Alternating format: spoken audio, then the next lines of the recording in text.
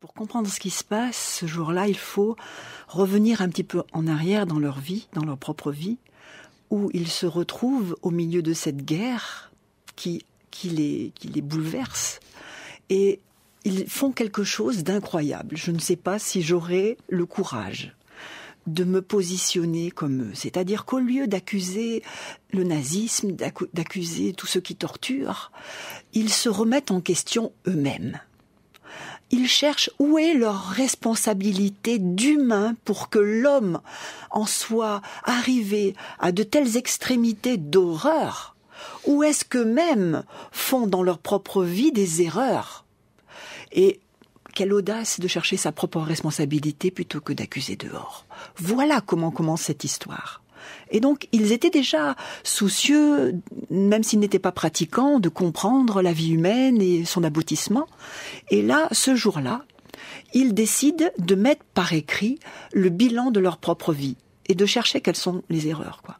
Et quand ils se réunissent avec leurs écrits, Anna, qui était celle qui avait le plus les pieds sur terre et la plus intuitive en même temps, se dit, mais là maintenant, c'est quelque chose de plus profond de moi qui parle, ce n'est plus moi qui parle.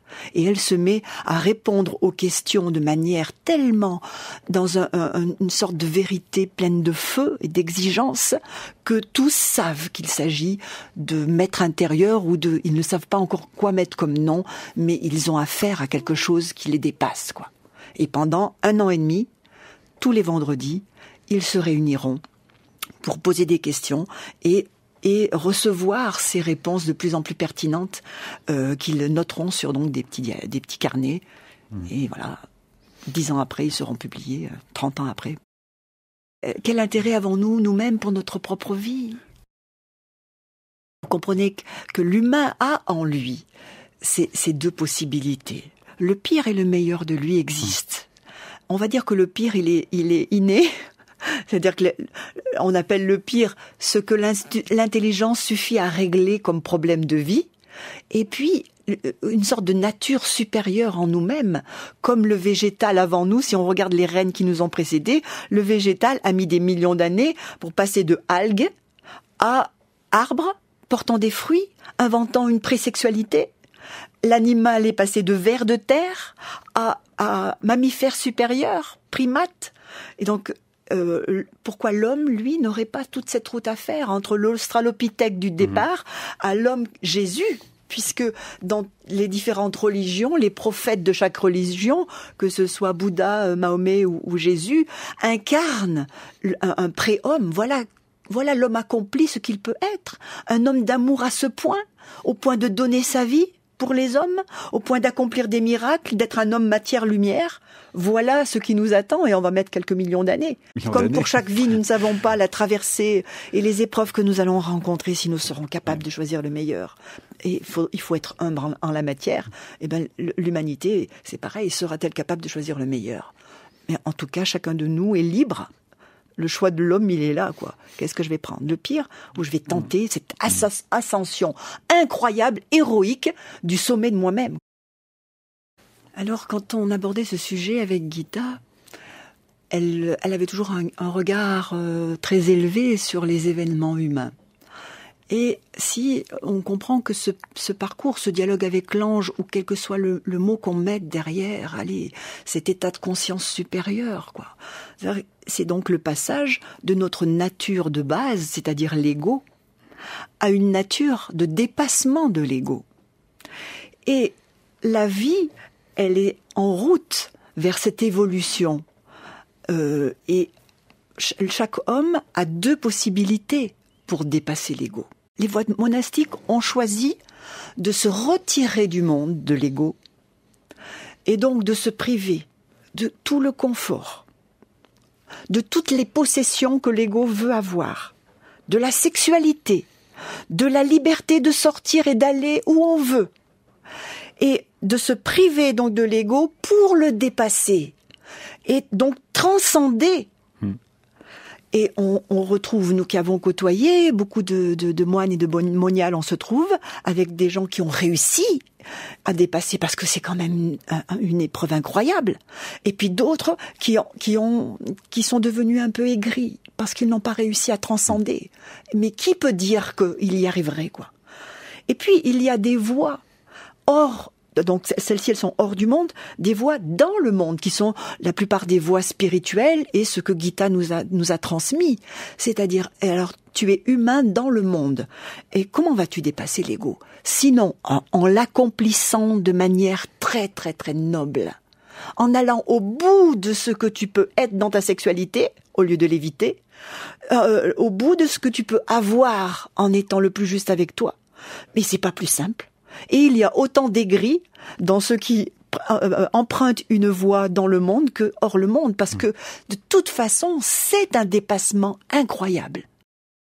C'est le même rendez-vous que nous avons dans la vie, c'est cette rencontre avec nous-mêmes imparfaits.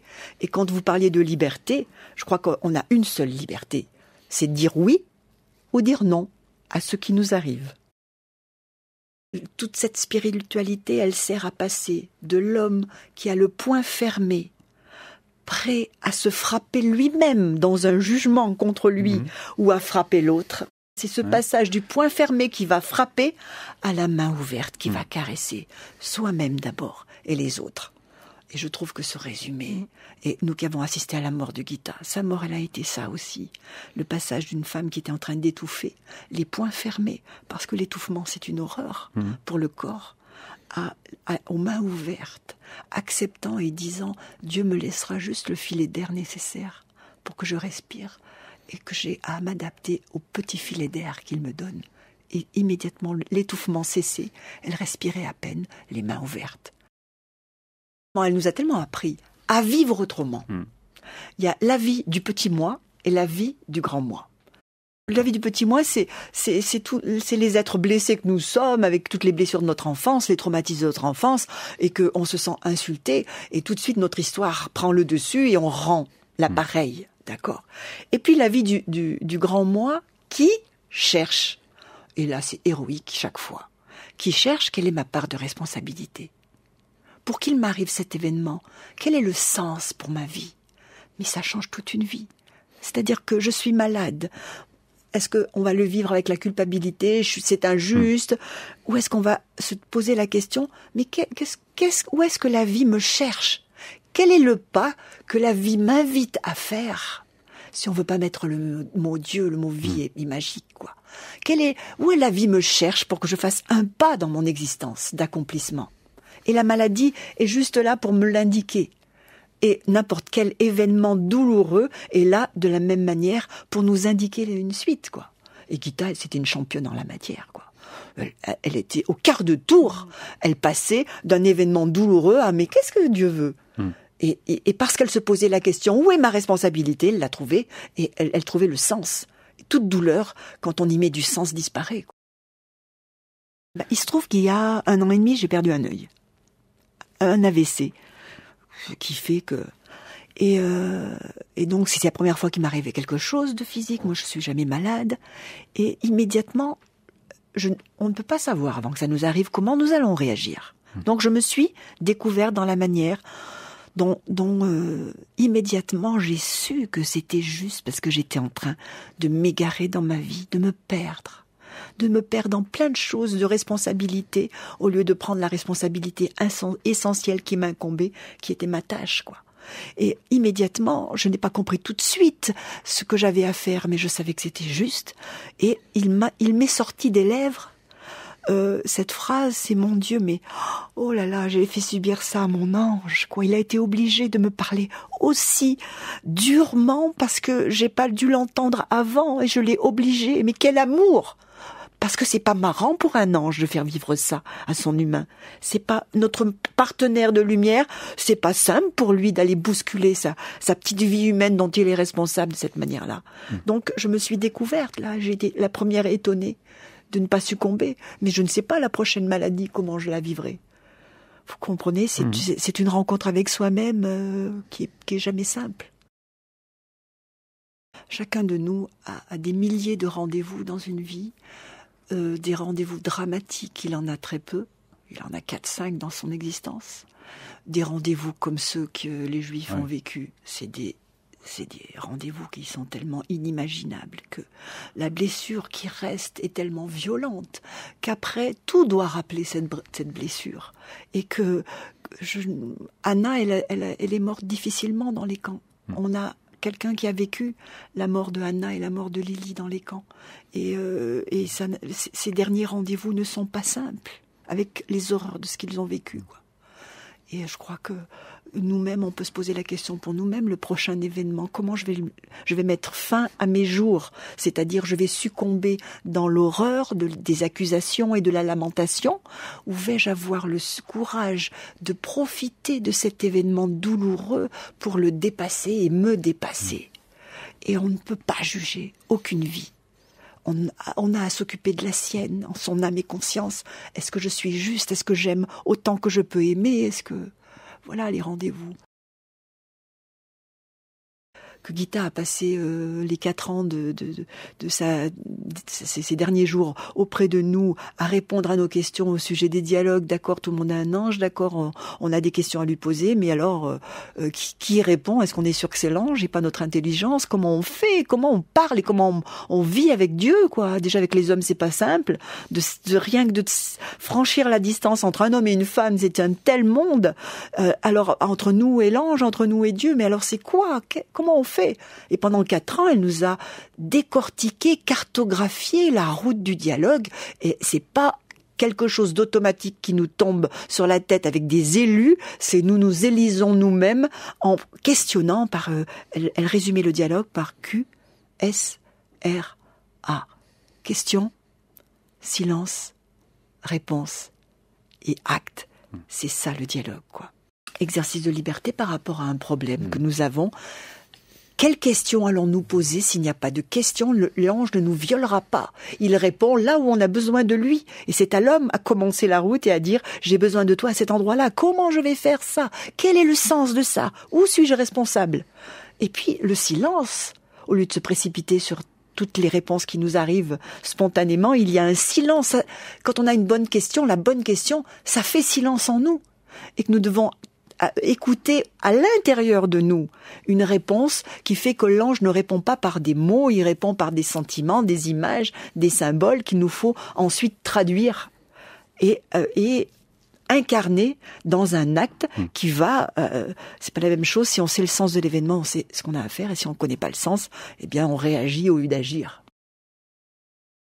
Pour pouvoir être face à notre intuition, nous avons à gravir toutes les marches pour atteindre notre sommet d'humain.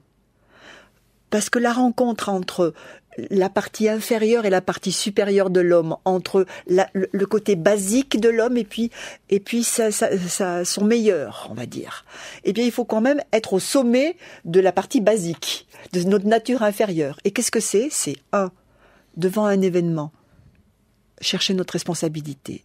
La moindre accusation nous empêche d'écouter nos intuitions. Ne pas être dans le drame, parce que ça voudrait dire que l'événement qui nous arrive n'a aucune solution. Et c'est de tout notre être avoir la soif de comprendre quel est le pas attendu de nous dans l'événement présent. Si nous sommes cet être-là au sommet de nous, eh bien, on se chauffe et on a des réponses de plus en plus... au début, il y a un peu d'intelligence, et puis à un moment, on sait que c'est l'ange par 2 critères que Gita nous a appris à reconnaître. C'est 2 critères qui semblent opposés. C'est 1, on est surpris. On se dit, ah non mais c'est incroyable, c'est ça la réponse. Et en même temps, on a l'intime conviction que c'est ça. Il n'y a aucun doute parce que c'est une évidence. Et c'est cette opposition entre la surprise, l'étonnement, et en même temps la reconnaissance que c'est ça, mais comme si on l'avait toujours su, quoi. Et Gita, chaque fois qu'on lui posait la question, mais comment savoir si c'est l'ange? Elle disait, si vous vous posez cette question, c'est que c'est pas l'ange. Parce que quand c'est lui, c'est une évidence joyeuse. Je crois qu'avant de trouver la voie spirituelle qui nous correspond, et surtout avant de rencontrer l'être spirituel qui va pouvoir nous aider dans cette traversée du pire au meilleur de nous. Nous tâtonnons comme nous tâtonnons avant de trouver l'âme sœur dans un mariage. Et que j'ai vécu plusieurs voies spirituelles, entre autres par le yoga, où je suis devenue professeure de yoga, par l'aïkido, où j'ai rencontré donc un maître japonais, mais aussi dans une voie soufie, j'ai un peu voyagé, et de partout, de toute façon, nous sommes conviés à rencontrer le miroir de nous-mêmes, jusqu'à ce que ce miroir fort désagréable, nous réussissions à l'accepter, à bien vivre avec. Et l'aïkido contient cette imperfection heureuse, parce que nous passons d'abord de nombreux mois, pour certains des années, à tomber, c'est-à-dire à chuter, en souffrant beaucoup, être couvert de bleu, et être bancal, avoir mal, et chaque chute est une horreur, jusqu'à découvrir que, mon Dieu, c'est pas grave de chuter et que la terre peut nous recevoir de manière nourrissante, et tout à coup on vole dans les airs, et que la chute au sol fait du bien au corps, le dynamise au lieu de le blesser. Tant qu'on n'est pas bien avec soi-même, on chute et on ne le supporte pas et on a mal au corps. Et quand on accepte ce corps, tout à coup on ne sait pas le moment. Il faut avoir eu beaucoup mal pour un jour passer ailleurs. On ne sait même pas comment on va passer, et c'est donc, ça ne se passe pas par des explications, cette voie. Elle se passe par l'imitation de ce que le maître d'aïkido est en train de nous montrer, et puis le corps qui va chercher la voie juste, quoi. Hein. Et après, ce qui fait une rencontre, je crois que c'est qu'on s'est beaucoup préparé, et à un moment, on est prêt. Comme on est prêt au mariage après avoir eu des aventures, et qu'on en a marre des aventures, on a besoin d'avoir la suite de notre existence avec un seul homme ou une seule femme, eh bien on a envie de continuer notre vie intérieure avec un seul enseignant. Chaque voie spirituelle s'est dotée d'un miroir, puisqu'elle a comme but: apprends à te connaître. Connais-toi toi-même et tu connaîtras l'univers, c'est-à-dire le monde extérieur, et les cieux, ou les dieux, je me souviens plus, qui est l'univers intérieur, c'est-à-dire tout, l'extérieur et l'intérieur. À partir d'un connais-toi toi-même, c'est de la folie que d'oublier cette phrase, quoi. Et chaque voie spirituelle propose un miroir pour ce connais-toi toi-même. Que ce soit par le yoga, qui nous fait prendre des positions de la sagesse, comme nous ne le sommes pas, il va falloir que nous le devenions si nous ne voulons pas souffrir dans notre corps, par l'aïkido, ou par le livre des dialogues avec l'ange, qui nous renvoie un miroir d'une sagesse contenue que nous ne sommes pas. Mais en fin de compte, quelle que soit la religion, la tradition, mais chacun sait qu'il y a un sommet de nous à découvrir, qu'il y a un plus à ce que nous vivons, qu'il y a réussir dans la vie et puis réussir sa vie, et que tant que nous n'avons pas trouvé la tâche qui nous incombe, nous avons raté notre vie. Et donc c'est un luxe quand on a de quoi manger, quand on a donc de quoi bien vivre, quand on a les besoins qui sont en nous, eh bien ils sont satisfaits, quoi. C'est un luxe de pouvoir derrière dire allez, et maintenant la suite, maintenant que moi la vie elle m'a permis de bien vivre, est-ce que je vais aider d'autres à bien vivre? Et en cela nous sommes tous dépositaires de quelque chose. À quel moment on peut dire ça y est, j'ai tout, donc maintenant que j'ai tout, est-ce que je veux encore avoir plus? Et on arrive donc à une pathologie de l'ego qui, au lieu de commencer à partager, puisqu'il a suffisamment, continue à amasser au détriment d'êtres qui n'ont pas. C'est-à-dire qu'il fait du mal en amassant plus, au lieu de partager. C'est de la folie si on se recule 2 secondes, de se dire qu'on a plein de choses qu'on met à la poubelle et qu'il y a des êtres qui en manquent, quoi. Et donc, à quel moment, eh bien, ça suffit, et on est seul maître à bord pour savoir, ça y est, j'ai assez. Et à quel moment l'ego va devenir pathologique? Donc quand il est accompli, l'ego, immédiatement, quand on est plein, on a envie de donner. Quand on s'aime soi-même, on a envie d'aimer les autres. Vous comprenez que chacun a des rendez-vous avec ses propres besoins qu'il est le seul à estimer.